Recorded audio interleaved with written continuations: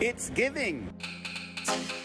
One big hot showdown. Sa pagitan ni Bane, played by Yasi Pressman at ang bagong karakter na si Nympha by Viva Max A-lister Angelica Ang sa action series na Black Rider. Sa isang pasilip na eksena sa may swimming pool, flex kung flex ng dalawa ang kanilang fit and sexy figures. Pero ang tanong, sino kaya ang pipiliin ng ating bidang si Elias, played by Ruro Madrid? Abangan yan mga kapuso. Swifties are down bad sa bagong album ni Taylor Swift na The Tortured Poets Department. Ito na nga ang most pre-saved album countdown page ng isang music streaming platform. At nireveal pa ni Taylor sa isang IG post, secret double album ang kanyang latest release.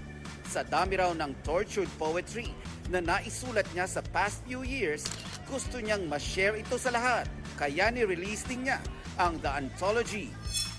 Sabi pa ni Taylor, reflected sa kanyang album ang mga pangyayari, opinyon at sentimiento sa isang panahong parehong sensational at sorrowful.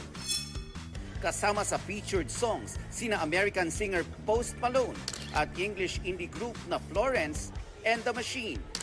Big fan daw si Taylor ni Post Malone dahil sa kanyang pagsusulat, musical experimentation at melodies na hindi raw mawawala sa alaala.